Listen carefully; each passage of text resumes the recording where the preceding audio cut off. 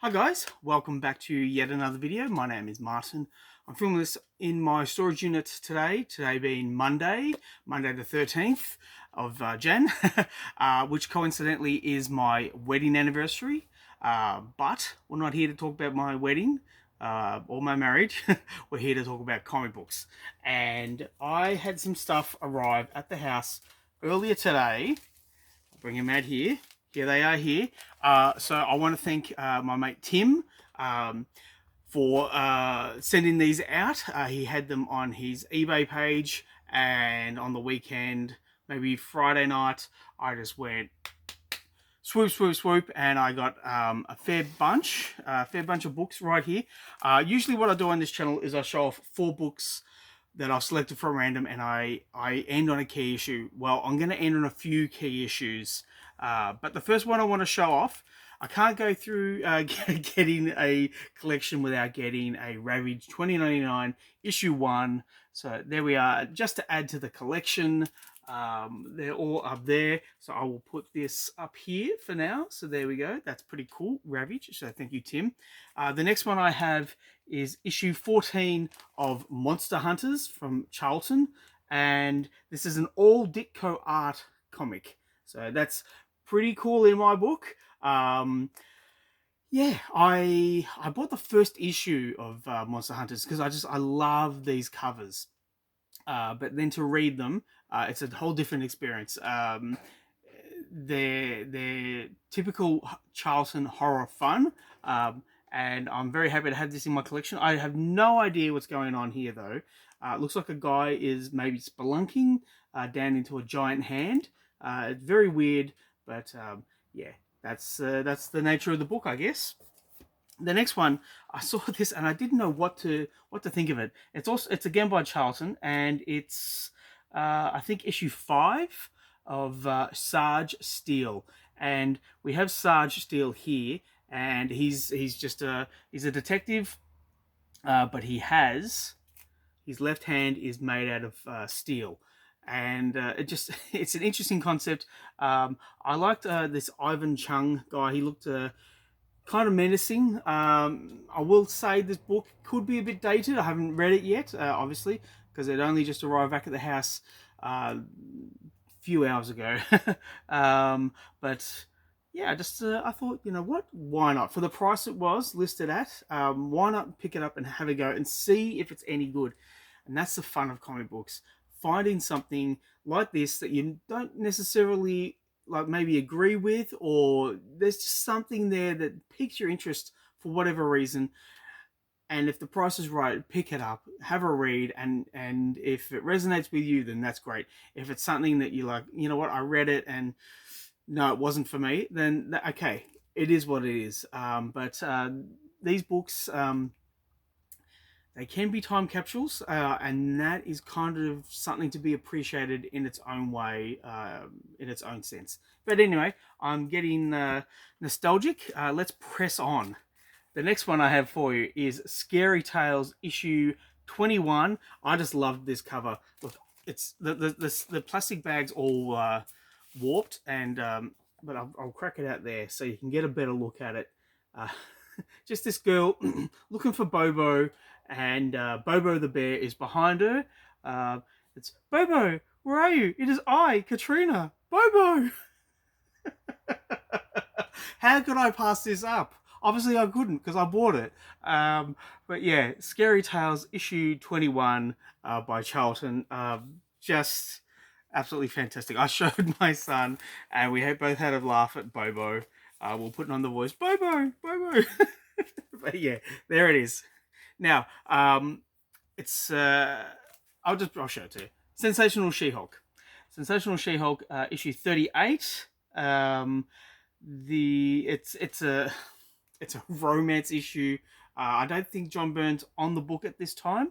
It doesn't look like John Byrne's on the book. But this is a series that I'm trying to get the full run of, and it's increasingly difficult, which is frustrating because I remember in the 90s, Marvel couldn't sell this book. It was a running joke that they were just giving them away, and now the 60th issue, which is the last issue of the series, it sells for like $150. I remember 4 years ago, it was a $600 book, and that's US price, and it was ridiculous. And I was like, "There's no way I'm paying that much for the final issue of a series." And I readily admit that yes, the print runs are minimal, especially at the end of the run. But there's rare, and then there's rare. And for $600, no, I'm not paying that much. Thankfully, I didn't pay that much for this. I think it was like a $5, $10 purchase, $10 at the most with postage. So I'm happy to have it in my collection. But I do have, let's see, 3 more to go. Now, this is a little bit of a bigger book. Here we are. And if you follow my channel and you follow Haul Yeah Comics channel, Nate will go on about Reid Fleming, the world's toughest milkman. And I remember the first time I had a chat with Nate, he showed me his copy of Reid Fleming, which I had a copy of as well. And I didn't know that there was other people who liked Reid Fleming, World's Toughest Milkman, as much as I did. He's such an interesting, obscure character. It's so kind of left field, so quirky, but also so relatable. I just love it. I don't need a reason to love it. But I will say, if this is something that interests you, pick it up. The prices aren't that much. I got this for about $12 Australian. Now, this is the first issue, but it's the 5th printing of the first issue. And you know it is because it's got $2.50 up here. The original had, it was $2, and it's got a red, it's in red lettering. Now, you could get the first printing on my comic shop for about the same price. But again, Tim had it on his eBay account, and I went, you know what? It doesn't bother me that it's the the 5th printing. $12. I'm getting it, and I'm going to enjoy this. I didn't realize though that it was a larger book, which is a little bit annoying, I guess, if you're a one of these guys that, like me, who likes to have everything in order. But that's okay. I will still enjoy it. I'll show you the back as well, just for fun. There we go. Now, this is a book I can understand why people don't like it. It's Captain Marvel issue 17 during the Peter David run. It's right near the end of the series, and I was buying this up until the previous issue. And when this came out, I said to my local comic book shop, I said, "No, this looks kind of not something for me. I don't want it." And then the Guardians of the Galaxy 3rd movie came out, and the price went up and up and up. And the Captain Marvel movies had a general amount of interest for this book, and so the price stayed high, really high. And I won't say how much I paid for this, but it's markedly less than what it was in the height of the boom. And I'm happy to have it because it kind of now completes the run of this series, because I had to buy I bought the first 16 issues, and then I skipped like 2 or 3 issues, including this, and now I'm backtracking, and this is the big one, and now I can get like the remaining, like issue 18, 19, and I think 20. I think that's it that I need to get in order to get the full run. And as you know, as a comic book fan, if you don't have the complete run, you're never happy. I am keen to read this because it was an interesting read when I was reading it during the first run. But yeah, maybe it was just a case I was reading too much. I was just not interested. But yeah, I will have another go at this, and yeah, I'm pretty sure I'll enjoy it. Now, the key issue of this video, the final key issue of this video, it's a bit of a not anticlimactic, but I'll show you. Street Fighter issue 1 from 1987, I think this is, by Ocean Comics. Now, what I like about this is that it's not Street Fighter. It's just this guy is Street Fighter, and it just happens to be the same name as the hugely popular video game from the 90s. Uh, if you're a child of the 90s, you couldn't know, even now, if you're a teenager now and you're into um, uh, arcade fighting games, Street Fighter is the game for you.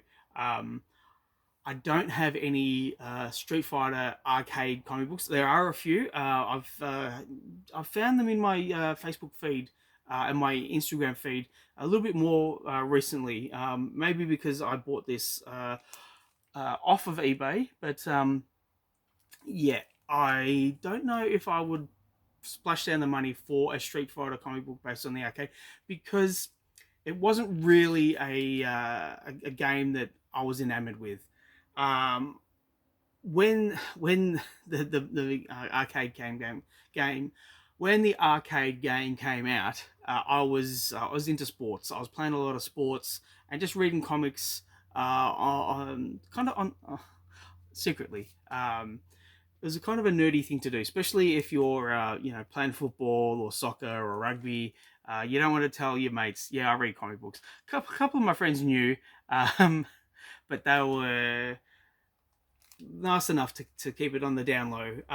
But yeah, the guys that weren't reading comics, they were playing video games, and they were playing video games like Street Fighter. So it was kind of like this. But anyhow, I'm going off on a bit of a tangent. That's the key issue for the video, or that's the key issues for the video. Please let me know what you think in the comments down below. Please like and subscribe if you wish to. I would really appreciate it. Thanks for sticking with me, and I'll catch you at the next one.